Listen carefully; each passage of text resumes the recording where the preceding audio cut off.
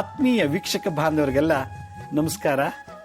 ನಾನು ಸೋಮವಾರದಿಂದ ಶುಕ್ರವಾರದವರೆಗೂ ಸಿಂಹ ರಾಶಿಯವರ ಬಗ್ಗೆ ಮಖ ನಕ್ಷತ್ರ 1, 2, 3, 4ನೇ ಪಾದ, ಪುಬ್ಬ ನಕ್ಷತ್ರ ಅಥವಾ ಪೂರ್ವ ಪಾಲ್ಗುಣಿ 1, 2, 3, 4ನೇ ಪಾದ ಮತ್ತು ಉತ್ತರ ನಕ್ಷತ್ರ 1ನೇ ಪಾದ ಬಗ್ಗೆ ಏನೆಲ್ಲ ಕಾಯಿಲೆಗಳು ಬರುತ್ತೆ, ಅವ್ರ ಸಮಸ್ಯೆಗಳೇನು ಅನ್ನೋದ್ರ ಬಗ್ಗೆ ಸಾಕಷ್ಟು ಕೂಲಂಕುಷವಾಗಿ ಹೊಟ್ಟೆಗೆ ಸಂಬಂಧಪಟ್ಟಂಥದ್ದು ಅಂದರೆ ಡೈಜೆಸ್ಟಿವ್ ಸಿಸ್ಟಮ್ನಲ್ಲಿ ಏನೇನು ತೊಂದರೆಗಳಾಗತ್ತೆ, ಯಾವ್ಯಾವ ಅಂಗಗಳಿಂದ ಯಾವ್ಯಾವ ರೋಗಗಳು ಬರುತ್ತೆ ಅಂತ ನಾನು ಸಾಕಷ್ಟು ವಿಷಯಗಳನ್ನು ತಿಳಿಸ್ಕೊಟ್ಟು ಅದಕ್ಕೆ ಮುದ್ರಾ, ಮಂತ್ರ ಮತ್ತು ತಂತ್ರ ಪ್ರಯೋಗ ಇದನ್ನೆಲ್ಲ ತಿಳಿಸಿದ್ದೆ. ಇವತ್ತಿನ ಸಂಚಿಕೆಯಲ್ಲಿ ನಾನು ಮತ್ತಷ್ಟು ಪರಿಹಾರಗಳು ಅಂದರೆ ಅಪೆಂಡಿಸೈಟಿಸ್ ಬರಬಾರ್ದು, ಕ್ಯಾನ್ಸರ್ ಬರಬಾರ್ದು, ಮತ್ತು gall bladder cancer, liver cancer, pancreas cancer, ಪ್ಯಾಂಕ್ರಿಯಾಸಲ್ಲಿ ಇನ್ಸುಲೇಷನ್ ಅಂದರೆ ಇನ್ಸುಲಿನ್ ಹಾರ್ಮೋನ್ಸ್ ಏನಾದ್ರು ಕಮ್ಮಿ ಆದಾಗ ಏನು ತಂತ್ರ ಮಾಡಬೇಕು ಇದನ್ನೆಲ್ಲ ತಿಳಿಸಿದ್ದೆ ನಾನು. ಆದರೆ ಇವತ್ತು ಎಷ್ಟೋ ವಿಷಯಗಳನ್ನು ನಿಮ್ಗೆ ತಿಳ್ಸೋಕ್ಕೆ ಇಷ್ಟಪಡ್ತೀನಿ. ಅದೇನೆಂದರೆ, ಯಾರಿಗೆ ಮುದ್ರೆ ಮಾಡೋಕ್ಕಾಗಲ್ಲ, ಯಾರು ಮಂತ್ರ ಹೇಳೋಕ್ಕಾಗಲ್ಲ, ಯಾರು ದಾನ ಕೊಡೋಕ್ಕಾಗೋದಿಲ್ಲ, ಯಾರಿಗೆ ನಾನು ಹೇಳಿದಂಥ ಹಣ್ಣುಗಳು, ನಾನು ಸಿಂಹರಾಶಿಯವರಿಗೆ ಹಳಸಿನಣ್ಣು ಅನಾನಸ್ ತಿನ್ನಿ ಅಂತ ಹೇಳಿದ್ದೆ, ಪುದೀನ ಸೊಪ್ಪು, ಮೂಲಂಗಿ ಸೊಪ್ಪು ತಗೊಳ್ಳಿ, ಭಾನುವಾರ ದಿವಸ ಹೆಚ್ಚಿಗೆ ಪಲ್ಯ ಮಾಡಿ ಸಾಂಬಾರು ಮಾಡ್ತೀನಿ ಅಂತ ಹೇಳಿದ್ದೆ, ಸೌತೆಕಾಯಿ ಮತ್ತು ಈರುಳ್ಳಿಯನ್ನು ನಿತ್ಯ ಸೇವನೆ ಮಾಡಿ, ಅದರಲ್ಲೂ ವಿಶೇಷವಾಗಿ ಭಾನುವಾರ ದಿವಸ ಸಿಂಹರಾಶಿಯವರು ಸೌತೆಕಾಯಿ ಈರುಳ್ಳಿ ತಿನ್ನೋದ್ರಿಂದ ಕೀಮೊಥೆರಪಿ ಆಗುತ್ತೆ ಮತ್ತು ಕ್ಯಾನ್ಸರ್ ಬರೋದಿಲ್ಲ, ಹೊಟ್ಟೆ ನೋವು ಬರೋದಿಲ್ಲ, ಉದರಕ್ಕೆ ಸಂಬಂಧಪಟ್ಟಂತೆ ಯಾವುದೇ ದೋಷಗಳು, ಅದು 360 ಕಾಯಿಲೆಗಳಿವೆ ಅಂತ ಚರಕ ಸಂಹಿತೆಯಲ್ಲಿ ಸುಶ್ರುತ ಸಂಹಿತೆಯಲ್ಲಿ ಹೇಳಿದ್ದಾರೆ. ಚರಕ ಸಂಹಿತೆಯಲ್ಲಿ ಹೇಳಿರೋದಕ್ಕೆಲ್ಲ ಸುಶ್ರುತ ಸಂಹಿತೆಯಲ್ಲೂ ಅದಕ್ಕೆ ಪರಿಹಾರಗಳನ್ನು ತಿಳಿಸಿದರೆ, ಮದ್ದುಗಳನ್ನು ಏನು ಮಾಡ್ಬೋದು ಅಂತ ನಾನು ನಿನ್ನೆ ಸಂಚಿಕೆಯಲ್ಲಿ ಮನೆ ಮದ್ದು ಮಾಡೋದು ಹೇಗೆ ಅಂತ ತಿಳಿಸ್ಕೊಟ್ಟಿದ್ದೆ. ಇವತ್ತು ಇದೆಲ್ಲ ಮಾಡೋಕ್ಕಾಗಿಲ್ಲ ಅನ್ನೋರಿಗೆ ಸಿಂಪಲ್ ಆಗಿ ಏನು ಮಾಡ್ಬೋದು ಒಂದು ಪರಿಹಾರ ಅಂದರೆ, ಸಿಂಹರಾಶಿಗೆ ಸೂರ್ಯ ಅಧಿಪತಿ, ಕಟಕ ರಾಶಿಗೆ ಚಂದ್ರ ಅಧಿಪತಿ. ಚಂದ್ರ ಮಾತೃಕಾರಕ, ಸೂರ್ಯ ಪಿತೃಕಾರಕ. ಆದ್ದರಿಂದ ದಿನನಿತ್ಯ ಯಾರು ಬೆಳಗ್ಗೆ ಎದ್ದ ತಕ್ಷಣ ತಂದೆಗೆ ನಮಸ್ಕಾರ ಮಾಡ್ತಾರೋ ಅವರಿಗೆ ಕ್ಯಾನ್ಸರ್ ಬರೋದಿಲ್ಲ ಮತ್ತು ಯಾವುದೇ ರೀತಿ ಉದರಕ್ಕೆ ಸಂಬಂಧಪಟ್ಟಂಥ ದೋಷಗಳು ಬರೋದಿಲ್ಲ ಅಂಥೇಳಿ ಕಾಳಿದಾಸನ ಜ್ಯೋತಿಷ್ಯ ಶಾಸ್ತ್ರದಲ್ಲಿ ಮತ್ತು ವರಾಹಮಿಹಿರ ಅವರು ಈ ಪರಿಹಾರ ತಿಳಿಸ್ಕೊಟ್ಟಿದ್ದಾರೆ. ಅಂದರೆ ಸಿಂಹರಾಶಿ ಇರುವಂಥವ್ರು ಯಾರು ಸಿಂಹರಾಶಿ ಮಖ ನಕ್ಷತ್ರ 1, 2, 3, 4ನೇ ಪಾದ, ಪುಬ್ಬ ನಕ್ಷತ್ರ ಅಂದರೆ ಪೂರ್ವ ಪಾಲ್ಗುಣಿ 1, 2, 3, 4ನೇ ಪಾದ, ಹಾಗೆ ಉತ್ತರ ನಕ್ಷತ್ರ 1ನೇ ಪಾದದವರು ದಿನನಿತ್ಯ ತಂದೆಗೆ ನಮಸ್ಕಾರ ಮಾಡೋದ್ರಿಂದ ಈ ರೋಗಗಳು ನಿವಾರಣೆ ಆಗತ್ತೆ ಅಂತ ಹೇಳ್ತಾರೆ. ಅದರಿಂದ ಯಾವುದೇ ಪೂಜಾ ವಿಧಿವಿಧಾನದಲ್ಲಿ ಕೂಡ ನಾವು ಮಾತೃದೇವೋ ಭವ, ಪಿತೃದೇವೋ ಭವ ಅಂತ ಹೇಳ್ತೀವಿ. ಬಲಗಣ್ಣು ಗಂಡಸಿಗೆ ಸೂರ್ಯಕಾರಕ ಆದರೆ ಎಡಗಣ್ಣು ಸ್ತ್ರೀಗೆ ಸೂರ್ಯಕಾರಕ ಅಂತ ಹೇಳ್ತಾರೆ. ಅಂದರೆ ಪುರುಷರಿಗೆ ಬಲಗಣ್ಣಿನಲ್ಲಿ ಸೂರ್ಯ ಇದ್ದರೆ ಹೆಂಗಸರಿಗೆ ಸೂರ್ಯ ಎಡಗಣ್ಣಲ್ಲಿ ಇರ್ತಾನಂತೆ. ಕಟಕ ರಾಶಿಯಲ್ಲಿ ಚಂದ್ರ ತಾಯಿಗೆ ಸಮಾನ, ತಾಯಿ ಮಾತೃಕಾರಕ. ಆದರೆ ಸಿಂಹರಾಶಿಯಲ್ಲಿ ಪಿತೃಕಾರಕ ಸೂರ್ಯ. ಆದ್ದರಿಂದ ಸೂರ್ಯ ತೃಪ್ತಿ ಆಗ್ತಾನೆ ಯಾವಾಗ ಅಂದರೆ ತಂದೆಗೆ ನಮಸ್ಕಾರ ಮಾಡಿದಾಗ, ತಂದೆಯನ್ನು ಚೆನ್ನಾಗಿ ನೋಡಿಕೊಂಡಾಗ, ತಂದೆಗೆ ಒಳ್ಳೆ ಆರೈಕೆ ಮಾಡಿದಾಗ ಸೂರ್ಯ ಜಾತಕದಲ್ಲಿ ಉಚ್ಚನಾಗ್ತಾನೆ ಅಂತ ಶಾಸ್ತ್ರ ಹೇಳುತ್ತೆ. ಇದು ಒಂದು ಪರಿಹಾರ. ಯಾರಿಗೆ ಕ್ಯಾನ್ಸರ್ ಬರಬಾರ್ದು, ಉದರಕ್ಕೆ ಸಂಬಂಧಪಟ್ಟಂಥ ಕಾಯಿಲೆಗಳು ಬರಬಾರ್ದು ಅನ್ನೋದಾಗಿದ್ದರೆ, constipation problem, vomiting, liver, gall bladder cancer, ಸಣ್ಣ ಕರಳು ದೊಡ್ಡ ಕರಳಲ್ಲಿ ಬರುವಂಥ ಕ್ಯಾನ್ಸರು, ಅಪೆಂಡಿಸೈಟಿಸು ಇದೆಲ್ಲ ಬರಬಾರ್ದು ಅಂದರೆ ತಂದೆಗೆ ನಮಸ್ಕಾರ ಮಾಡಿ ದಿನನಿತ್ಯ ಅವ್ರಿಗೆ ಪಾದ ಮುಟ್ಟಿ ನಮಸ್ಕರಿಸಿ ಅಂತ ಹೇಳ್ತಾರೆ. ಆದರೆ ನಮ್ಮ ತಂದೆನೇ ಇಲ್ಲ, ನಾನು ಬೇರೆ ಕಡೆ ಇದೆ, ನಮ್ಮ ತಂದೆ ನಾನೆಲ್ಲೋ ಬೇರೆ ಊರಲ್ಲಿದ್ದೀನಿ ಅಂತ ಒಂದು ಪ್ರಶ್ನೆ. ಕೆಲವು ನನ್ನ ತಂದೆನೇ ತಿರ್ಕೊಂಡ್ಬಿಟ್ಟಿದ್ದಾರೆ, ಏನು ಮಾಡೋದು ಅಂತ ಕೇಳಿದಾಗ ಅವ್ರು ಹೇಳ್ತಾರೆ, ಆದಿತ್ಯ ಹೃದಯ ಅನ್ನೋ ಒಂದು ಶ್ಲೋಕವನ್ನು ದಿನನಿತ್ಯ ಸೂರ್ಯ ಉದಯ ಆದ ತಕ್ಷಣ, ಆದಿತ್ಯ ಹೃದಯ ಸೂರ್ಯ ಉದಯ ಆಗೋಕ್ಕೆ ಮುಂಚೆ ಹೇಳಬಾರ್ದಂತೆ, ಸೂರ್ಯ ಉದಯ ಆದಮೇಲೆ ಆದಿತ್ಯ ಹೃದಯವನ್ನು ಹೇಳಿ ಸೂರ್ಯನಿಗೆ ಅರ್ಘ್ಯವನ್ನು ಕೊಟ್ಟರೆ ಕ್ಯಾನ್ಸರು, ಈ ನಾನು ಏನು ಹೇಳಿದಂಥ ಎಲ್ಲ ಕಾಯಿಲೆಗಳು ಗುಣ ಆಗುತ್ತೆ ಅಂತೇಳಿ ಶಾಸ್ತ್ರದಲ್ಲಿ ಉಲ್ಲೇಖ ಇದೆ. ಆದ್ದರಿಂದ ಜ್ಯೋತಿಷ್ಯ ಶಾಸ್ತ್ರದಲ್ಲಿ ಆದಿತ್ಯ ಹೃದಯವನ್ನು ಯಾರು ಪಾರಾಯಣ ಮಾಡ್ತಾರೋ, ಅದರಲ್ಲೂ ಸಿಂಹರಾಶಿ ಇರೋವಂಥವ್ರು, ಮೂಲತಃ ಸಿಂಹರಾಶಿಯಲ್ಲಿ ಇದು ಮಾಡಲೇಬೇಕು. ಇಲ್ಲಾಂದರೆ ಆ ಗೋಚಾರ ಫಲ ಮತ್ತು ದಶಾಭಕ್ತಿ ಬಂದಂಥ ಸಮಯದಲ್ಲಿ ಕ್ಯಾನ್ಸರ್ಸ್ ಬರ್ಬೋದು, ಉದರಕ್ಕೆ ಸಂಬಂಧಪಟ್ಟಂಥ ಕಾಯಿಲೆಗಳು ಬರ್ಬೋದು. ಅದನ್ನು ಶಮನ ಮಾಡಬೇಕು ಅಂದರೆ ಆದಿತ್ಯ ಹೃದಯವನ್ನು ದಿನನಿತ್ಯ 1 ಸಲನಾದರೂ ಪಾರಾಯಣ ಮಾಡಿ 3 ಬಾರಿ ಸೂರ್ಯನಿಗೆ ಅರ್ಘ್ಯವನ್ನು ಕೊಡಿ ಅಂತ ಹೇಳುತ್ತೆ. ಇದು ಎರಡನೇ ಪರಿಹಾರ. ಅರೆ ನಮಗೆ ಆದಿತ್ಯ ಹೃದಯ ಹೇಳಕ್ಕೆ ಟೈಮ್ ಇಲ್ಲ, ಓದಕ್ಕಾಗಲ್ಲ, ಅರ್ಘ್ಯ ಕೊಡೋಕ್ಕೆ ಟೈಮ್ ಇಲ್ಲ, ತಂದೆ ಇಲ್ಲ ಹತ್ರದಲ್ಲಿ, ತಂದೆ ತುಂಬ ದೂರದಲ್ಲಿದ್ದಾರೆ ಅಥವಾ ತಂದೆನೇ ಸತ್ತೋಗಿದ್ದಾರೆ ಅನ್ನೋ ಜನಗಳಿಗೆ, ಆ ಥರ ಇರೋವಂಥ ಜನರಿಗೆ ಲಕ್ಷ್ಮೀ ನರಸಿಂಹರ ಧ್ಯಾನ ಮಾಡು ಅಂತ ಹೇಳ್ತಾರೆ. ಲಕ್ಷ್ಮೀ ನರಸಿಂಹರ ಜಪ ಮಾಡು ಅಂತ. ಓಂ ಕ್ಷೋಂ ಹ್ರೀಂ ಶ್ರೀಂ ಲಕ್ಷ್ಮೀ ನರಸಿಂಹಾಯ ನಮಃ. ಓಂ ಕ್ಷೋಂ ಹ್ರೀಂ ಶ್ರೀಂ ಲಕ್ಷ್ಮೀ ನರಸಿಂಹಾಯ ನಮಃ. ಕ್ಷೋಂ ಕ್ಷೋಂ ಅನ್ನೋ ಪದ ಹೇಳೋದ್ರಿಂದ ಜಠರಾಗ್ನಿಯಿಂದ ಬರುವಂಥ ಕಾಯಿಲೆಗಳು, ಜಠರಾಗ್ನಿಂದ ಉತ್ಪತ್ತಿಯಾಗುವಂಥ ಕ್ಯಾನ್ಸರು, ಹೊಟ್ಟೆ ನೋವು, colon cancer, gall bladder cancer, appendicitis, ಪ್ಯಾಂಕ್ರಿಯಾಸಲ್ಲಿ ಇನ್ಸುಲಿನ್ ಕಮ್ಮಿ ಆದಾಗ ಇದನ್ನೆಲ್ಲ ನೀನು ಲಕ್ಷ್ಮೀ ನರಸಿಂಹರ ಜಪ ಮಾಡು, ಲಕ್ಷ್ಮೀ ನರಸಿಂಹರ ಪೂಜೆ ಮಾಡು ಅಂತ ಶಾಸ್ತ್ರ ಹೇಳುತ್ತೆ. ಅರೆ ಲಕ್ಷ್ಮೀ ನರಸಿಂಹರ ಪೂಜೆ ಮಾಡೋಕ್ಕಾಗಲ್ಲ, ತಂದೆಗೆ ನಮಸ್ಕಾರ ಮಾಡೋಕ್ಕಾಗ್ತಿಲ್ಲ ಅನ್ನೋ ಸಂದರ್ಭದಲ್ಲಿ ಬಂದಾಗ ಬಿಳಿ ಎಕ್ಕದ ಗಿಡದ ಸಮ್ಮಿತ್ತನ್ನು ತಗೊಂಡು ಹೋಮ ಮಾಡಿದ್ರೆ ಈ ದೋಷ ನಿವಾರಣೆ ಆಗುತ್ತೆ ಅಂತ. ಹೋಮ ಥೆರಪಿ, ಹೋಮ ಚಿಕಿತ್ಸೆ, ಯಜ್ಞ ಚಿಕಿತ್ಸೆ ಅಂತಲೂ ಕರೀತಾರೆ. ಇದನ್ನು ಯಾರು ಮಾಡ್ತಾರೋ ಅವರಿಗೆ appendicitis, colon cancer, gall bladder, liver cancer, intestine cancers, small intestine, big intestine, ಸಣ್ಣ ಕರಳು, ದೊಡ್ಡ ಕರಳು ಬರುವಂಥ ಕ್ಯಾನ್ಸರಿಂದ ಮುಕ್ತರಾಗ್ತಾರೆ ಅಂತ. ಬಿಳಿ ಎಕ್ಕದ ಗಿಡದಿಂದ ವೈಟಮಿನ್ ಸಿ ಜಾಸ್ತಿ ಬರುತ್ತೆ. ಆ ಧೂಮದಿಂದ, ಸ್ಮೋಕ್ನಿಂದ ಬ್ಯಾಕ್ಟೀರಿಯಾ ಮತ್ತು ಇನ್ಫ್ಲಮೇಷನ್ ಕ್ಯೂರ್ ಮಾಡುತ್ತೆ ಅಂತ ಹೋಮ ಚಿಕಿತ್ಸೆ, ಹೋಮ ಥೆರಪಿನಲ್ಲಿ ಹೇಳ್ತಾರೆ. ಆದ್ದರಿಂದ ಬಿಳಿ ಎಕ್ಕದ ಗಿಡದ ಸಮ್ಮಿತಿನಿಂದ ಯಜ್ಞ ಮಾಡು, ಹೋಮ ಮಾಡು, ಇಲ್ಲ ಬಿಳಿ ಎಕ್ಕದ ಗಿಡಕ್ಕೆ ಪ್ರದಕ್ಷಿಣೆ ಮಾಡು, ಪೂಜೆ ಮಾಡು ಅಂತ ಕೇಳುತ್ತೆ. ಇದು ಪ್ಲಾಂಟ್ ಥೆರಪಿ. ಪ್ಲಾಂಟ್ ಥೆರಪಿ ಬಿಳಿ ಎಕ್ಕದ ಗಿಡಕ್ಕೆ ಗಣಪತಿನೂ ಇರ್ತಾರೆ, ಸೂರ್ಯನಿಗೆ ಒಂದು ವಿಶೇಷವಾದಂಥ ವೃಕ್ಷ ಗಿಡ, ಆದ್ದರಿಂದ ಅದಕ್ಕೆ ನೀನು ಪೂಜೆ ಮಾಡು ಅಂತ ಒಂದು ಕಡೆ ಹೇಳ್ತಾರೆ. ಇದು ಯಾವುದೋ ಮಾಡೋಕ್ಕಾಗಿಲ್ಲ ನನಗೆ ಅಂದಾಗ ಶ್ರೀಗಂಧವನ್ನು ಲೇಪನ ಮಾಡು. ಶ್ರೀಗಂಧ ಹೈಲಿ ಆಂಟಿಬಯೋಟಿಕ್, ಸ್ಟಿರಾಯ್ಡ್ಸ್ ಅಲ್ಲಿ ಏನು ಅಂಶ ಇದೆಯೋ ಅದು ಹತ್ರಷ್ಟು ಇದೆಯಂತೆ ಶ್ರೀಗಂಧದಲ್ಲಿ. ಅದರಿಂದ ಶ್ರೀಗಂಧ ರೋಗ ನಿರೋಧಕ. ಅರಿಶಿನ, ಟರ್ಮರಿಕ್, ಶ್ರೀಗಂಧ ಮತ್ತು ವಿಭೂತಿ, ಭಸ್ಮ ಇದು ಬಹಳ ವಿಶೇಷವಾದದ್ದು. ಆದ್ದರಿಂದ ಭಸ್ಮ ಧಾರಣೆ, ಅಂದರೆ ವಿಭೂತಿ ಧಾರಣೆ, ಶ್ರೀಗಂಧ ಧಾರಣೆ ಇವೆಲ್ಲ ಮಾಡೋದ್ರಿಂದ ಉದರಕ್ಕೆ ಸಂಬಂಧಪಟ್ಟಂಥದ್ದೆಲ್ಲ ಸರ್ವಾಂಗಗಳಲ್ಲೂ ದೋಷಗಳ ನಿವಾರಣೆ ಮಾಡುತ್ತೆ. ಆದ್ದರಿಂದ ಶ್ರೀಗಂಧವನ್ನು ಹಚ್ಚು ಅಂತ ಶಾಸ್ತ್ರ ಹೇಳುತ್ತೆ. ಶ್ರೀಗಂಧ ಲೇಪನ ಮಾಡಬೇಕು. ಅದು ಸಿಂಹರಾಶಿಯವರು ಆಗಾಗ ಶ್ರೀಗಂಧವನ್ನು ಹಚ್ಚಬೇಕು.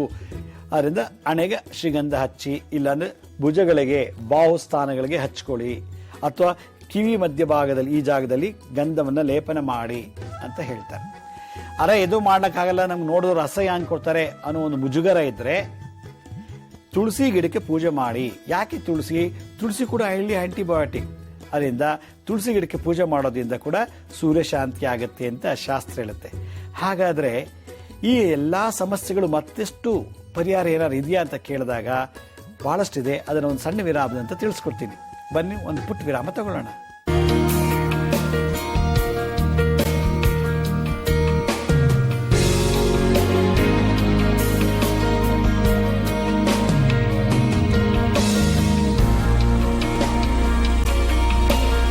ವಿರಾಮದ ನಂತರ ಮತ್ತೆ ಕಾರ್ಯಕ್ರಮಕ್ಕೆ ಸ್ವಾಗತ. ನಾನು ಈಗಾಗಲೇ ಹೇಳ್ತಾ ಇದ್ದೆ ಆಲ್ಟರ್ನೇಟಿವ್ ರೆಮಿಡೀಸ್ ಏನಂತ ಹೇಳಿ. ನಮಗೆ ತಂದೆ ಇಲ್ಲ, ಮತ್ತೆ ನಮಗೆ ಆದಿತ್ಯ ಹೃದಯ ಹೇಳೋಕ್ಕಾಗಲ್ಲ, ಲಕ್ಷ್ಮೀ ನರಸಿಂಹಸ್ವಾಮಿ ದೇವಸ್ಥಾನ ಹುಡ್ಕೊಂಡು ಹೋಗೋಕ್ಕಾಗಲ್ಲ, ತುಳಸಿ ಪೂಜೆ ಮಾಡೋಕ್ಕಾಗಲ್ಲ, ಗಂಧ ಹಣಗಿಟ್ಕೊಂಡ್ರೆ ಅಸಹ್ಯ ಅನಿಸುತ್ತೆ, ಅವರು ನೋಡಿ ಟೀಕೆ ಮಾಡ್ತಾರೆ ಅನ್ನೋ ಮುಜುಗರ ಏನಾರು ಇತ್ತು ಅಂದರೆ ಇನ್ನೊಂದು ವಿಶೇಷ ಏನಂದರೆ ಸಮಾಜ ಸೇವೆ. ಸಮಾಜ ಸೇವೆ ಹೆಂಗೆ ಮಾಡೋದು? ಯಾರು ಸಮಾಜ ಸೇವೆ ಮಾಡ್ತಾರೋ ಅವ್ರಿಗೆ ಆಯುಷ್ ವೃದ್ಧಿ ಆಗುತ್ತೆ ಅಂತ ಅಮೆರಿಕನ್ ಆಗಲಿ ರಿಸರ್ಚ್ ಮಾಡಿ ಇದನ್ನೊಂದು ಸಂಶೋಧನೆ ಮಾಡಿ ಜಗತ್ತಿಗೊಂದು ಒಳ್ಳೆ ಮೆಸೇಜ್ ಕೊಟ್ಟಿದ್ದಾರೆ. ಸಮಾಜ ಸೇವೆ ಮಾಡೋದ್ರಿಂದ ಮನಸ್ಸಿಗೆ ಮಾನಸಿಕವಾಗಿ ಹಿತ ಸಿಗುತ್ತೆ, ಸಂತೋಷ, ತೃಪ್ತಿ ಆಗುತ್ತೆ. ಯಾವಾಗ ಮನಸ್ಸಿಗೆ ತೃಪ್ತಿ ಆಯಿತು, ಮನಸ್ಸಿಗೆ ಶಾಂತಿ ಸಿಕ್ತು, ಆಯುಷ್ ವೃದ್ಧಿ ಆಯಿತು ಅಂತೇಳಿ ಸಂಶೋಧನೆ ನಡೆದಿದೆ. ಆದ್ದರಿಂದ ಯಾರು ಸಮಾಜ ಸೇವೆ ಮಾಡ್ತಾರೋ ಅವರಿಗೆ ಎಷ್ಟೋ ಕಾಯಿಲೆಗಳು ಕ್ಯೂರ್ ಆಗುತ್ತೆ ಅಂತ ನನ್ನ ಒಂದು ಅಭಿಪ್ರಾಯ. ಸಿಂಹರಾಶಿಯವರು ವಿಶೇಷವಾಗಿ ಯಾರು ಅನಾಥಾಶ್ರಮದಲ್ಲಿ, ವೃದ್ಧಾಶ್ರಮದಲ್ಲಿ ಸಿಂಹರಾಶಿಯಲ್ಲಿ ಹುಟ್ಟಂಥವ್ರಿಗೆ, ಅನಾಥ ಮಕ್ಕಳು ಸಿಂಹರಾಶಿಯಲ್ಲಿ ಹುಟ್ಟಿದ್ರೆ, ಅಥವಾ ಅಂಗವಿಕಲರು ಸಿಂಹರಾಶಿಯಲ್ಲಿ ಹುಟ್ಟಿದ್ರೆ, ಅಥವಾ ವೃದ್ಧರು ಸಿಂಹರಾಶಿಯಲ್ಲಿದ್ದರೆ ಅಂಥವ್ರಿಗೆ ಗೋಧಿ, ಬೆಲ್ಲ, ಸಕ್ಕರೆಯನ್ನು ತಮ್ಮ ಹಸ್ತದಿಂದ ತೊಗೊಂಡೋಗಿ ಅವ್ರಿಗೆ ದಾನ ಮಾಡಿಬಿಟ್ರೆ, ಅಂದರೆ ಅವ್ರಿಗೆ ಕೊಟ್ಬಿಟ್ರೆ ಇದು ಸಿಂಹ ರಾಶಿಗೆ ಶಾಂತಿ ಆಯಿತು, ಸೂರ್ಯ ಶಾಂತಿ ಆಯಿತು, ಆಗ ಕ್ಯಾನ್ಸರ್ಸ್ ಬರೋದಿಲ್ಲ. ಕ್ಯಾನ್ಸರ್ ನರಳುತ್ತಾ ಇದ್ರೆ, ಕ್ಯಾನ್ಸರಿಂದ ಯಾವುದೇ ಕ್ಯಾನ್ಸರ್ ಆಗಿರಲಿ, ಲಂಗ್ ಕ್ಯಾನ್ಸರ್ ಆಗಿರಲಿ, ಗಾಲ್ ಬ್ಯಾಡರ್ ಆಗಿರಲಿ, ಅಥವಾ ಲಿವರ್ ಆಗಿರಲಿ, ಕೋಲನ್ ಕ್ಯಾನ್ಸರೇ ಆಗಿರಲಿ, ಸ್ಟಮಕ್ಕಲ್ಲೇ ಇದಾಗಿರಲಿ, ಅಥವಾ ಹೊಟ್ಟೆಲಿ ಉಣ್ಣಾಗಿದ್ರೆ ಅದಕ್ಕೆ ಅಲ್ಸರ್ ಅಂತಾರೆ. ಆ ಅಲ್ಸರ್ ಆಗಿದ್ರು ಕೂಡ ಈ ಸಮಾಜ ಸೇವೆಯಿಂದ ಕ್ಯೂರ್ ಆಗುತ್ತೆ ಅಂತ ಒಂದು ನಿಖರವಾದಂಥ ಮಾಹಿತಿ. ಅರೆ ನಮ್ಗೆ ಸಮಾಜ ಸೇವೆ ಮಾಡ್ಲಿಕ್ಕೂ ಆಗೋದಿಲ್ಲ, ಟೈಮ್ ಇಲ್ಲಪ್ಪ ಅಂದಾಗ ಆಲ್ಟರ್ನೇಟಿವ್ ಸರ್ವಿಸ್ ಏನು ಮಾಡ್ಬೋದು, ಸೇವೆ ಮಾಡ್ಬೋದು ಅಂದರೆ ಗೋ ಸೇವೆ. ಹಸುವಿನ ಮೇಲ್ಭಾಗ, ಬೆನ್ನು, ಹಸುವಿನ ಮೇಲ್ಭಾಗದಿಂದ ಆ ಗುದದ್ವಾರವರೆಗೂ ಹಸುವಿನ ತೊಳೆದು ಬಿಟ್ಟು ಒಳ್ಳೆ ಶುದ್ಧವಾದ ನೀರಲ್ಲಿ ತೊಳೆದು ಆ ಮೇಲ್ಭಾಗಕ್ಕೆ ಅರ್ಶಿನ ಕುಂಕುಮ ಹೂವೆಲ್ಲ ಹಾಕಿ ಗೋಧಿ ಬಣ್ಣದ ವಸ್ತ್ರವನ್ನು ಅದರ ಮೇಲೆ ಹಾಕಿ ಹಸುವಿಗೆ ಗೋಧಿ, ಬೆಲ್ಲ, ಸಕ್ಕರೆ ಮತ್ತು ಒಂದು ದ್ರವ್ಯ ತುಪ್ಪ, ಯಾವುದಾದ್ರು ಒಂದು ತುಪ್ಪವನ್ನು, ಹಸುವಿನ ತುಪ್ಪನೇ ಹಾಕಿರೋ ಒಳ್ಳೆಯದು, ಇಲ್ಲಾಂದ್ರೆ ಯಾವ ತುಪ್ಪ ಸಿಗುತ್ತೋ, ನಂದಿನಿ ತುಪ್ಪ ಅಥವಾ ಯಾವುದೋ ತುಪ್ಪ ತೊಗೊಂಡ್ರು ಅದಕ್ಕೆ ಮಿಕ್ಸ್ ಮಾಡಿಬಿಟ್ಟು ಹಸುವಿಗೆ ನೈವೇದ್ಯ ಮಾಡಿಬಿಟ್ರೆ, ಗೋ ಸೇವೆ ಮಾಡಿಬಿಟ್ರೆ ಕ್ಯಾನ್ಸರ್ ಎಲ್ಲ ಕ್ಯೂರ್ ಆಗುತ್ತೆ. ಅಲ್ಸರು, ಕ್ಯಾನ್ಸರು, ಅಪೆಂಡಿಸೈಟಿಸು, ನಾನು ಈಗೇನು ಕಾಯಿಲೆಗಳು ಹೇಳಿದ್ನೋ ಕಳೆದ ಸಂಚಿಕೆಯಲ್ಲೆಲ್ಲ, ಆ ಕಾಯಿಲೆ ಎಲ್ಲ ಕ್ಯೂರ್ ಆಗುತ್ತೆ ಅಂತ ಈ ಗೋ ಸೇವೆಯಿಂದ. ಅದರಿಂದ ಗೋ ಸೇವೆ ಬಹಳ ಮಹತ್ಕರವಾದದ್ದು ಅಂತ ನನ್ನ ಒಂದು ಖಚಿತವಾದ ಅಭಿಪ್ರಾಯ. ನಮಗೆ ಗೋ ಸೇವೆ ಮಾಡೋಕ್ಕೆ ಹಸು ಸಿಗೋದಿಲ್ಲ, ಸಮಾಜ ಸೇವೆ ಮಾಡಲಿಕ್ಕೆ ಅಂಗವಿಕಲರು, ಕುರುಡ್ರು, ಕುಂಟ್ರು, ವೃದ್ಧರು, ಅದು ಸಿಂಹರಾಶಿಯಲ್ಲೇ ಹುಟ್ಟಿರುವಂಥವ್ರು ಎಲ್ಲಿ ಹುಡ್ಕೊಂಡು ಹೋಗೋದಪ್ಪ, ನಮಗೆ ಟೈಮ್ ಇಲ್ಲ ಅನ್ನೋ ಒಂದು ಜನಗಳಿಗೆ ಇನ್ನೊಂದು ಪರಿಹಾರ ಏನಂದರೆ ಗುರು ಸೇವೆ. ಸಮಾಜ ಸೇವೆ, ಗೋ ಸೇವೆ, ಗುರು ಸೇವೆ. ಗುರುಗಳಿಗೆ ಗೋಧಿ ಬಣ್ಣದ ವಸ್ತ್ರವನ್ನು ಕೊಟ್ಟು ಗುರುಗಳಿಗೆ ಶ್ರೀಗಂಧವನ್ನು ದಾನ ಮಾಡಿದ್ರೆ ಈ ದೋಷ ನಿವಾರಣೆ ಆಗತ್ತೆ. ಯಾವಾಗ ಮಾಡಬೇಕು? ಗೋ ಸೇವೆ, ಗುರು ಸೇವೆ, ಸಮಾಜ ಸೇವೆ ಭಾನುವಾರ ದಿವಸನೇ ಮಾಡಬೇಕು. ಭಾನುವಾರ ಯಾಕೆ ಮಾಡಬೇಕು? ಭಾನುವಾರ ರವಿ ಕಾರಕತ್ವ ಇರುವಂಥ ದಿವಸ, ಆ ತಿಥಿ. ಅದರಿಂದ ಭಾನುವಾರ ದಿವಸ ಸೂರ್ಯ ಬಹಳ ಕಾಸ್ಮಿಕ್ ಎನರ್ಜಿನಲ್ಲಿ ಪವರ್ ಜಾಸ್ತಿ ಇರುತ್ತೆ. ಅದರಿಂದ ಭಾನುವಾರ ದಿವಸ ಗೋ ಸೇವೆ, ಭಾನುವಾರ ದಿವಸ ನಿಮ್ಮ ಗುರುಗಳಿಗೆ ಗೋಧಿ ಬಣ್ಣದ ವಸ್ತ್ರವನ್ನು, ಶ್ರೀಗಂಧವನ್ನು ಕೊಟ್ಟು ಅವರಿಗೆ ಬೆಲ್ಲ, ಸಕ್ಕರೆಯನ್ನು ದಾನ ಮಾಡಿದ್ದೆ ಆದರೆ ಸಮಸ್ತ ದೋಷ ನಿವಾರಣೆ ಆಗುತ್ತೆ. ಕ್ಯಾನ್ಸರೇ ಬರೋಲ್ಲ, ಬಂದಿದ್ರೆ ಹೋಗುತ್ತೆ. ಅಪೆಂಡಿಸೈಟಿಸು, ಅಲ್ಸರು, ಉದರಕ್ಕೆ ಸಂಬಂಧಪಟ್ಟಂಥ 360 ಕಾಯಿಲೆಗಳು ಕೂಡ ಗೋ ಸೇವೆ, ಸಮಾಜ ಸೇವೆ, ಗುರು ಸೇವೆಯಿಂದ ನಿವಾರಣೆ ಆಗುತ್ತೆ ಅಂತೇಳಿ ಹಲವಾರು ಶಾಸ್ತ್ರಗಳ ಉಲ್ಲೇಖನ ಆಗಿದೆ. ಆದ್ದರಿಂದ ಯಾರು ಸಮಾಜದಲ್ಲಿ ಗೋ ಸೇವೆ, ಗುರು ಸೇವೆ, ಸಮಾಜ ಸೇವೆ ಯಾರು ಮಾಡ್ತಾರೋ ಅವರಿಗೆ ಮುಂಬರುವ ಕಾಯಿಲೆಗಳು ಶಮನ ಆಗತ್ತೆ. ಈಗ ಸಂಚಿತ ಕರ್ಮದಲ್ಲಿ ನಡೀತಾ ಇರುವಂಥ ಕಾಯಿಲೆಗಳು ಕೂಡ ನಿವಾರಣೆ ಆಗತ್ತೆ. ಪ್ರಾರಬ್ಧ ಕರ್ಮದಿಂದ ಬರುವಂಥ ಕಾಯಿಲೆಗಳು ಕೂಡ, ಕರ್ಕಾಟಕ ರೋಗ ಅಂದರೆ ಕ್ಯಾನ್ಸರ್ ರೋಗ ಮತ್ತು ಉದರಕ್ಕೆ ಸಂಬಂಧಪಟ್ಟಂಥ ರೋಗಗಳು, ಎಲ್ಲ ದೋಷನೂ ಕೂಡ ಕೇವಲ ಸೋಷಿಯಲ್ ಸರ್ವಿಸಿಂದ, ಗೋ ಸೇವೆಯಿಂದ, ಗುರು ಸೇವೆಯಿಂದ ನಿವಾರಣೆ ಮಾಡ್ಕೋಬೋದು ಅಂತೇಳಿ ಶಾಸ್ತ್ರಗಳು ಉಲ್ಲೇಖನ ಇರೋದ್ರಿಂದ ಬಂಡವಾಳನೇ ಇಲ್ಲ. ಅಂದರೆ ದೊಡ್ಡ ಯಾಗಗಳನ್ನು ಮಾಡಿ, ದೊಡ್ಡ ದೊಡ್ಡ ತೀರ್ಥಯಾತ್ರೆಗಳನ್ನು ಮಾಡಿ, ಅಥವಾ ಕಾಸ್ಟ್ಲಿ ರತ್ನಗಳನ್ನು ಹಾಕುವಂಥದ್ದಾಗಲಿ, ಅಥವಾ ವಾಸ್ತು ದೋಷದಿಂದ ನಿವಾರಣೆ ಮಾಡ್ಕೊಳ್ಳುವಂಥದ್ದಾಗಲಿ, ಇವೆಲ್ಲ ಬಿಟ್ಟು ಕೇವಲ ಗುರು ಸೇವೆ, ಸಮಾಜ ಸೇವೆ, ಗೋ ಸೇವೆಯಿಂದ ನಿವಾರಣೆ ಮಾಡ್ಕೋಬೋದು ಅಂತೇಳಿ ಈ ತಂತ್ರವನ್ನು ಉಪಯೋಗಿಸ್ಕೋಬೋದು ಯಾರು ಸಿಂಹರಾಶಿಯವರು. ಇನ್ನೊಂದು ವಾಸ್ತುಶಾಸ್ತ್ರ ಪ್ರಕಾರ ಪೂರ್ವ ದಿಕ್ಕಿಗೆ ಮನೆ ಇದ್ದರೆ ಆ ಮನೆ ಮುಂದ್ಗಡೆ ವಿಶೇಷವಾಗಿ ಇನ್ನೊಬ್ಬರು ಮನೆ ಗೋಡೆ ಇದ್ದರೆ, ಅಥವಾ ಪೂರ್ವ ದಿಕ್ಕಿನಲ್ಲಿ ಯಾರ ಭಾರವಾದಂಥ ವಸ್ತುಗಳು ಹಾಕಿ ಪೂರ್ವ ದಿಕ್ಕಿಂದ ಸೂರ್ಯನ ಬೆಳಕಾಗಲಿ, ಪೂರ್ವ ದಿಕ್ಕಿಂದ ಗಾಳಿ ಬರುವಂಥದನ್ನು ತಡೆದಿದ್ರೆ ಆ ಮನೆಯಲ್ಲಿ ಈ ರೋಗಗಳು ಜಾಸ್ತಿ ಆಗುತ್ತೆ ವಾಸ್ತುಶಾಸ್ತ್ರ ಪ್ರಕಾರ.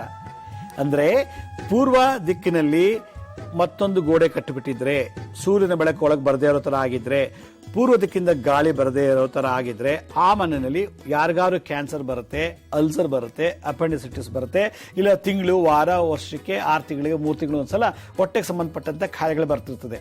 ಆದ್ದರಿಂದ ಪೂರ್ವ ದಿಕ್ಕಿಗೆ ನಾವು ಯಾವತ್ತು ವಿಶೇಷವಾಗಿ ಗಾಳಿ ಬೆಳಕು ಬರುವಂಥ ಕಿಟಕಿಯನ್ನಾಗಲಿ ಅಥವಾ ಬಾಗಿಲನ್ನು ಹಾಕ್ಸಿದ್ದೇ ಆದರೆ ಈ ಕಾಯಿಲೆಗಳು ಮನೆಯಲ್ಲಿ ಬರೋದಿಲ್ಲ.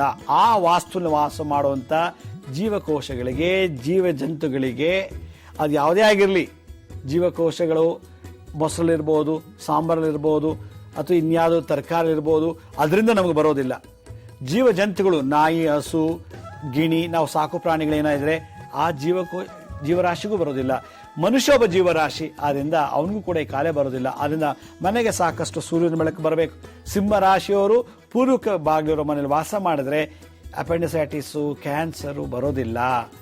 ಮತ್ತು ಪೂರ್ವ ದಿಕ್ಕಿನಲ್ಲಿ ಅಧಿಕವಾಗಿ ಗಿಡಗಳನ್ನು ಬೆಳೆಸಿ ಮತ್ತು ಮರಗಳಿರೋ ಜಾಗದಲ್ಲಿ ವಾಸ ಮಾಡುವಂಥ ಸ್ಥಳ ಆಗಿದ್ರೆ ಅವರಿಗೆ ಕಾಯಿಲೆಗಳು ಬರೋದಿಲ್ಲ. ಆದ್ದರಿಂದ ವಾಸ್ತುಶಾಸ್ತ್ರ ಪ್ರಕಾರ, ವಾಸ್ತು ರತ್ನಾಕರ ಅನ್ನೋ ಶಾಸ್ತ್ರ ಪ್ರಕಾರ ಸಿಂಹ ರಾಶಿಯವರು ಪೂರ್ವ ದಿಕ್ಕಿನಲ್ಲೇ ವಾಸ ಮಾಡಬೇಕು, ಪೂರ್ವ ದಿಕ್ಕಿನಲ್ಲೇ ಬಾಗಿಲಿರಬೇಕು, ಪೂರ್ವ ದಿಕ್ಕಿನಲ್ಲೇ ಗಿಡಗಳು ಮರಗಳಲ್ಲಿ ಬೆಳೆಸಿರಬೇಕು ಮನೆಯಲ್ಲಿ ವಾಸ ಮಾಡೋದಾಗಿದೆ.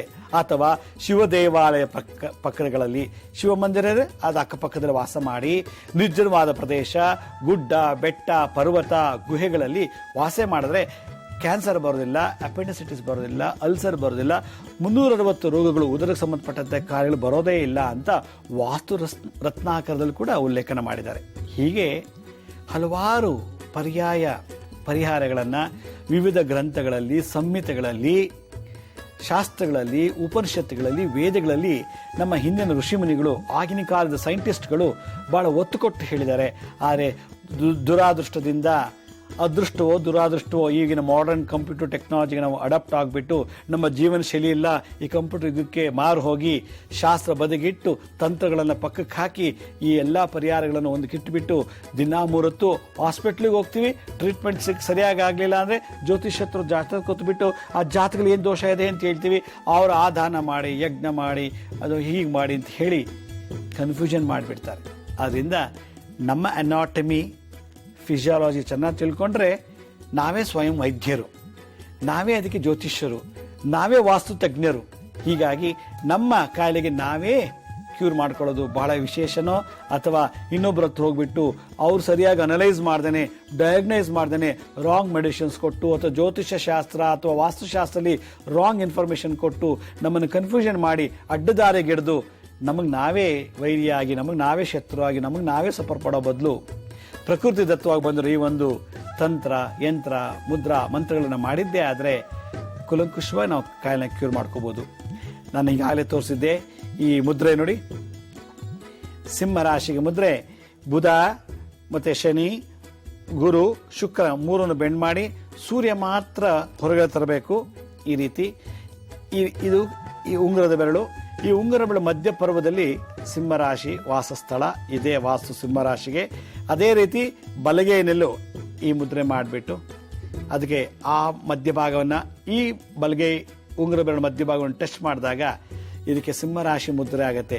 ಈ ಮುದ್ರೆ ಧಾರಣೆ ಮಾಡಿಬಿಟ್ಟು ನಾವು ಲಕ್ಷ್ಮೀ ನರಸಿಂಹರಿಗೆ ಅಥವಾ ಈ ಮುದ್ರೆ ಧಾರಣೆ ಮಾಡಿ ಆದಿತ್ಯ ಹೃದಯವನ್ನು ಹೇಳ್ತಾ ಕೂತ್ಕೊಂಡ್ರೆ, ಅಥವಾ ಈ ಮುದ್ರೆ ಮಾಡ್ತಾ ನಾವು ಯಾವುದೋ ಶಿವ ಮಂದಿರದಲ್ಲಿ, ಶಿವ ದೇವಾಲಯ, ಈಶ್ವರ ಸನ್ನಿಧಾನದಲ್ಲಿ, ಗುಹೆಗಳಲ್ಲಿ, ನಿರ್ಜನವಾದ ಪ್ರದೇಶ, ಬೆಟ್ಟ ಗುಡ್ಡ ಪರ್ವತಗಳಲ್ಲಿ ಇದನ್ನು ನಾವು ಮಾಡ್ತಾ ಕೂತ್ಕೊಂಡ್ರೆ ಮುಂದೆ ಬರುವಂಥ ಕ್ಯಾನ್ಸರ್ಸ್ ಆಗಲಿ ಅಥವಾ ಯಾವುದೇ ಕಾಯಿಲೆಗಳಾಗಲಿ ಉದರಕ್ಕೆ ಸಂಬಂಧಪಟ್ಟದ್ದನ್ನು ನಿವಾರಣೆ ಮಾಡ್ಬೋದು.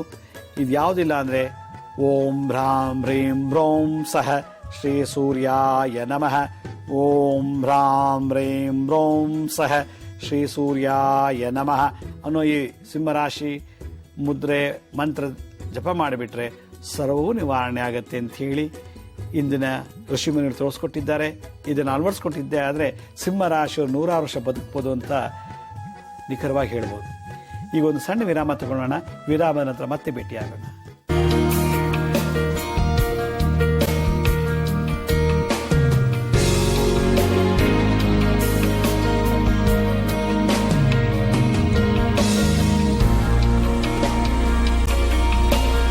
ವಿರಾಮದ ನಂತರ ಮತ್ತೆ ಕಾರ್ಯಕ್ರಮಕ್ಕೆ ಸ್ವಾಗತ. ಈಗ ಈ ಸಿಂಹರಾಶಿ ಭಾಳಷ್ಟು ವಿಷಯಗಳನ್ನು ಹೇಳಿದ್ದೀನಿ, ಆದರೂ ಕೂಡ ಪ್ರೇಕ್ಷಕರು ಕೆಲವು ಲೆಟರ್ಗಳನ್ನು ಹಾಕಿದ್ದಾರೆ. ಸಿರುಗುಪ್ಪ ಬಳ್ಳಾರಿ ಜಿಲ್ಲೆಯಿಂದ ಪ್ರಕಾಶ್ ಅನ್ನೋ ಒಂದು ಸ್ಟೂಡೆಂಟ್, ಅವರು ಡಿಪ್ಲೊಮಾ ಮೆಕ್ಯಾನಿಕಲಲ್ಲಿ ಓದ್ತಿದ್ದೀನಿ ಅಂತ ಬರೆದಿದ್ದಾರೆ. ITI ಮಾಡಿ ಡಿಪ್ಲೊಮಾ ಮಾಡ್ತಾ ಇದ್ದೀನಿ. ನಿಮ್ಮ ಕಾರ್ಯಕ್ರಮ ನಾನು ತಪ್ಪದೆ ನೋಡ್ತಾ ಇದ್ದೀನಿ, ಭಾಳ ಚೆನ್ನಾಗಿ ಮೂಡ್ ಬರ್ತಾ ಇದೆ. ಆದರೆ ನನ್ನ ಸಮಸ್ಯೆ ಏನಂತಂದರೆ ಓದಿದ ತಕ್ಷಣ ಮರ್ತು ಬಿಡ್ತೀನಿ. ಪರೀಕ್ಷೆ ಕೊಠಡಿ ಕೂತಾಗ ಯಾವುದೇ ರೀತಿ ನಾನು ಓದಿದ್ನೋ ಅದು ಉತ್ತರನೇ ಗೊತ್ತಾಗೋದಿಲ್ಲ, ನನಗೆ ಕನ್ಫ್ಯೂಷನ್ ಆಗ್ತಾಯಿದೆ, ನೆನಪಿಗೆ ಬರೋದಿಲ್ಲ. ಮತ್ತು ಅಕಸ್ಮಾತ್ ನಾನೇನೋ ನೆನಪು ಮಾಡ್ಕೊಳ್ಕೊಂಡು 2 ಅಥವಾ 3 ಸಾಲುಗಳು ಮಾತ್ರ ನೆನಪಿಗೆ ಬರುತ್ತೆ. ಆದ್ದರಿಂದ ನನಗೆ ನೆನಪಿನ ಶಕ್ತಿ ಕಮ್ಮಿ ಇದೆ ಅಂತ ಹೇಳಿ ಪತ್ರ ಬರೆದಿದ್ದಾರೆ. ಮತ್ತು ನಾನೇನೋ ಮನೇಲಿ ತಂದಿಟ್ಟ ವಸ್ತುಗಳು ಎಲ್ಲಿಟ್ಟಿರ್ತೀನಿ ಅಂತ ನೆನಪೇ ಇರೋದಿಲ್ಲ, ಅದನ್ನು ಹುಡ್ಕೋಕ್ಕೂ ಕೂಡ ಭಾಳಷ್ಟು ಟೈಮ್ ತಗೋತೀನಿ, ಅಷ್ಟು ಮರು ಇದೆ ನನಗೆ. ಇದನ್ನು ನನಗೆ 2 ವರ್ಷದಿಂದ ಈ ರೀತಿ ಆಗ್ತಿದೆ ಅಂತೇಳಿ ಪ್ರಕಾಶನವರು ಸಿರುಗುಪ್ಪ ಬಳ್ಳಾರಿಯಿಂದ ಬರೆದಿದ್ದಾರೆ. ಪ್ರಕಾಶ್ ಅವರೇ, ಯಾರಿಗೂ ನೆನಪಿನ ಶಕ್ತಿ ಕಮ್ಮಿ ಇರೋದಿಲ್ಲ, ಇದು ಒಂದು ಸೈಕಲಾಜಿಕಲ್ ಫೀಲಿಂಗ್ ಅಷ್ಟೇ. ನೀವೇನು ಮಾಡಿ ಅಂದರೆ ದಿನ ಬೆಳಗ್ಗೆ ಮತ್ತು ರಾತ್ರಿ ಬ್ರಾಹ್ಮಿ ಮುಹೂರ್ತದಲ್ಲಿ ಒಂದೆಲಗ ಅಂತ ಸಿಗುತ್ತೆ, ಅಥವಾ ಬ್ರಾಹ್ಮಿ ಪತ್ರ ಅಂತ ನಿಮ್ಮ ಬಳ್ಳಾರಿ ಸಿಗ್ಬೋದು. ಅದನ್ನು ಬೆಳಗ್ಗೆ ಎದ್ದ ತಕ್ಷಣ ಬಾಯಿ ತೊಳ್ಕೊಂಡು ಖಾಲಿ ಹೊಟ್ಟೆಲಿ ಚೆನ್ನಾಗಿ ಅದನ್ನು ಅಗದು ತಿಂದ್ಬಿಡಿ, ಆ ಬೇರ್ ಸಮೇತ, ಸ್ಟೆಮ್ ಸಮೇತ, ಎಲೆ ಮತ್ತು ಆ ಸ್ಟೆಮ್ ಅದು ಚೆನ್ನಾಗಿ ಅಗದು 2-3 ಎಲೆ ತಿಂದುಬಿಟ್ರು ಸುಮಾರು 21 ದಿವಸ ಇದನ್ನು ತಿನ್ನಕ್ಕೆ ಶುರು ಮಾಡಿ. ನ್ಯೂರಾನ್ಸ್ಗೆ ಭಾಳ ಸ್ಟ್ರೆಂತ್ ಬರುತ್ತೆ. ಬಂದಮೇಲೆ ನಿಮಗೆ ಯಾವುದನ್ನು ಗ್ರಹಿಸಬೇಕು ಅಂತಿದ್ರೋ ಅದಂಗೆ ಫೋಟೋಗ್ರಾಫಿಕ್ ಮೆಮೊರಿ ಬರುತ್ತೆ. ಒಂದು. ಎರಡನೇದು, ಇದು ಸಿಕ್ಲಿಲ್ಲ ಪತ್ರ ಅಂದರೆ ನೋಡಿ, ಈ ಚಿನ್ಮುದ್ರೆ ಅಂದರೆ ಈ ಹೆಬ್ಬೆಟ್ಟನ್ನು ತೋರು ಬೆಳಗ್ಗೆ ಟಚ್ ಮಾಡಿ, ಬುಧ ಸೂರ್ಯ ಮತ್ತು ಶನಿಯನ್ನು ಸ್ಟ್ರೈಟ್ ಆಗಿರಬೇಕು. ಬುಧ ಸೂರ್ಯ ಶನಿ ಇದು ಕ್ಲಿಯರಾಗಿ ಸ್ಟ್ರೈಟ್ ಆಗಿಟ್ಟು, ಶುಕ್ರ ಮತ್ತು ಗುರುವನ್ನು ಒಂದಕ್ಕೊಂದು ಟಚ್ ಮಾಡಬೇಕು, ಸ್ಕಿನ್ ಟು ಸ್ಕಿನ್ ಟಚ್ ಆಗಬೇಕು. ಇದನ್ನು 10 ನಿಮಿಷ ಅಥವಾ ಅರ್ಧ ಗಂಟೆ ಮಂಡಿ ಮೇಲೆ ಇಟ್ಕೊಂಡು ಈಗ ಧ್ಯಾನ ಮಾಡಕ್ಕೆ ಕೂತ್ಕೊಂಬಿಡಿ. ನಿಮ್ಮ ಉಸಿರಾಟನೇ ಗಮನಿಸಿ. ಬುದ್ಧ ಧಾರಣ ಮಾಡಿ. ಉಸಿರು ತಗೊಂಡಾಗ ಹೊಟ್ಟೆ ದಪ್ಪ ಆಗುತ್ತೆ, ಉಸಿರು ಬಿಟ್ಟಾಗ ಹೊಟ್ಟೆ ಹೊಳಗೋಗುತ್ತೆ. ಹೀಗೆ ಈ ರೀತಿ ನಿಧಾನವಾಗಿ ಉಸಿರಾಟನ ಗಮನಿಸ್ತಾ ಗಮನಿಸ್ತಾ ಗಮನಿಸ್ತಾ ಉಸಿರಾಟದ ಗಮನ ಕಡೆನೇ ಮರ್ತು ಬಿಡಿ. ಉಸಿರಾಡ್ತಿದ್ದೀನಿ ಅನ್ನೋದು ಗೊತ್ತಾಗ್ಲೇಬಾರ್ದು. ಒಂದು 10 ನಿಮಿಷ ಉಸಿರಾಟದ ಗಮನ ಕೊಡಿ. 10 ನಿಮಿಷ 15 ನಿಮಿಷ ಆದಮೇಲೆ ಉಸಿರಾಟ ಕಡೆ ಗಮನನೇ ಕೊಡಬೇಡಿ, ತಮಗೆ ತಾವೇ ಮರ್ತ್ಬಿಡಿ. ಆಗ ಬ್ರೈನಲ್ಲಿ ಭಾಳ ನ್ಯೂರಾನ್ಸಲ್ಲಿ ಸಿಗ್ಮಾಟ್ ಸೈನಸ್ ಅಂತ ಒಂದು ಸೈನಸ್, ಒಂದು ರಕ್ತನಾಳ, ಅದ್ರಲ್ಲಿ ಸಾಕಷ್ಟು ಆಕ್ಸಿಜನ್ನು ರಕ್ತ ಹರಿದಾಗ ಮೆಮೊರಿ ಅಗಾಧವಾಗಿ ಇಂಪ್ರೂವ್ ಆಗುತ್ತೆ. ಇದು ಒಂದು ವಿತೌಟ್ ಮೆಡಿಸಿನ್, ಡ್ರಗ್ಲೆಸ್ ಥೆರಪಿ. ಇದೊಂದು ಮಾಡಿ. ಇಲ್ಲ ಅಂದರೆ 4 ಬ್ರೈನ್ಗೂ ಒಳ್ಳೆ ಎಕ್ಸಸೈಸ್ ನೋಡಿ. ಈ ರೀತಿ ಒಂದು ಸೈನಸ್ ಸೈನಸ್ ಸೈನಸ್ ಸೈನಸ್ ಜೋಡಿಸ್ಬೇಕು. ಅಂದರೆ ಈ ತುದಿಗೆ ಸೈನಸ್ ಅಂತಾರೆ, ಈ ರೀತಿ ಇದಕ್ಕೆ ಸೈನಸ್ ಅಂತಾರೆ. ಎಡಗೈ ಸೈನಸ್ಗಳನ್ನ ಬಲಗೈ ಸೈನಸ್ಗೆ ಹಿಂಗೆ ಲಾಕ್ ಮಾಡಿ, ಈ ರೀತಿ ಲಾಕ್ ಮಾಡಿಬಿಟ್ಟು ಜಸ್ಟ್ ಈ ರೀತಿ ಮಾಡ್ತಾರೆ, ಈ ರೀತಿ ಪಂಚ್ ಮಾಡ್ತಾರೆ, ಈ ರೀತಿ ಮೋಷನ್ ಮಾಡ್ತಾರೆ. ಈ ರೀತಿ ಮಾಡ್ತಾ ಇದ್ರೆ ಬಹಳ ಮೆಮೊರಿ ಇಂಪ್ರೂವ್ ಆಗುತ್ತೆ. ಇದು ಗೊತ್ತಾಯ್ತಾ? ಈ ರೀತಿ ಇಂಪ್ರೂವ್ ಮಾಡ್ತಾ ಇರಿ. ದಿನ ಒಂದು 20 ನಿಮಿಷ 30 ನಿಮಿಷ ಕೂತಾಗ ನಿಂತಾಗ ವಾಕ್ ಮಾಡುವಾಗ ಮಾಡ್ತಿದ್ರೆ 4 ಬ್ರೈನ್ ನೋಡಿ, ಫ್ರಂಟಲ್ ಲೋಬಿ, ಆಕ್ಯುಪಿಟಲ್ ಲೋಬಿ, ಟೆಂಪರಲ್ ಲೋಬಿ, ಪ್ಯಾರಿಟಲ್ ಲೋಬಿ, 4ಕ್ಕೂ ಈ 5 ಬೆರಳಿಂದ ಪಂಚಭೂತಗಳಿಂದ ಎಕ್ಸಸೈಸ್ ಮಾಡಿಸ್ಬಿಟ್ರೆ ಮಿಲಿಯನ್ಸ್ ಆಫ್ ನ್ಯೂರಾನ್ಸ್ ಆಕ್ಟಿವೇಟ್ ಆಗಿ ರಿಸೀವರ್ ಮತ್ತು ಟ್ರಾನ್ಸ್ಮಿಟರು ನೀವೇನು ಓದ್ತಿದ್ರೋ ಅದೆಲ್ಲ ರಿಸೀವ್ ಮಾಡ್ಕೊಳ್ಳುತ್ತೆ, ಎಕ್ಸಾಮಿನೇಷನಲ್ಲಿ ಟ್ರಾನ್ಸ್ಮಿಟ್ ಮಾಡುತ್ತೆ. ಸೊ ಇದೊಂದು ಥೆರಪಿ ಮಾಡಿ, ಭಾಳ ಒಳ್ಳೆಯದು. ಪತ್ರ ಬರೆದಕ್ಕೆ ತುಂಬ ಸಂತೋಷ. ಇನ್ನೊಂದು, ಒಬ್ಬರು ಪತ್ರ ಬರೆದಿದ್ದಾರೆ ಬೆಂಗಳೂರಿಂದ, ನನ್ನ ಹೆಸರು ಹೇಳ್ಬೇಡಿ, ವಿಳಾಸ ಹೇಳ್ಬೇಡಿ ಅಂತ. ಮದುವೆ ಆಗಿ 21 ವರ್ಷ ಆಯಿತು, ನಮ್ಮ ಗಂಡ ಹೆಂಡತಿ ಭಾಳಷ್ಟು ಕಲಹ ಮತ್ತು ನಾವು ಚೆನ್ನಾಗಿ ಬದುಕ್ತಿಲ್ಲ ಅಂತ. ಇದಕ್ಕೆ ದೋಷ ಏನಂದರೆ ನಿಮ್ಮಲ್ಲಿ ಕಾಳು ಸರ್ಪ ದೋಷ ಇದೆ, ಇದಕ್ಕಾಗಿ ಈ ದೋಷ ಇರೋದು. ನೀವು 21 ವರ್ಷದಿಂದ ಒಂದು ಮಗು, ಹೆಣ್ಮಗು ಇದೆ, ಜೊತೆಲಿ ನಾವು ಸರಿಯಾಗಿ ಬಾಳ್ತಿಲ್ಲ ಅಂತ ಬರೆದಿರೋದು ನೋಡಿದ್ರೆ ಕಾಳು ಸರ್ಪ ದೋಷ ನಿಮ್ಮ ಜಾತಕದಲ್ಲಿದೆ ಅಥವಾ ನಿಮ್ಮ ಗಂಡನ ಜಾತಕದಲ್ಲಿರ್ಬೋದು. ಅದಕ್ಕೆ ಪರಿಹಾರ ಕುಕ್ಕೆ ಸುಬ್ರಹ್ಮಣ್ಯ ಅಲ್ಲ ಘಾಟಿ ಸುಬ್ರಹ್ಮಣ್ಯಕ್ಕೆ ಹೋಗಿ ಉರುಳು ಸೇವೆ ಮಾಡಿ, ಅದಾದ ನಂತರ ತಿರುಪತಿ ಬೆಟ್ಟನ ಹತ್ತಿ ಶ್ರೀನಿವಾಸರ ದರ್ಶನ ಮಾಡಿ ಮತ್ತೆ ಅದೇ ಬಂದಿದ್ದಾರಿಂದ ಇಳಿದು ಬನ್ನಿ.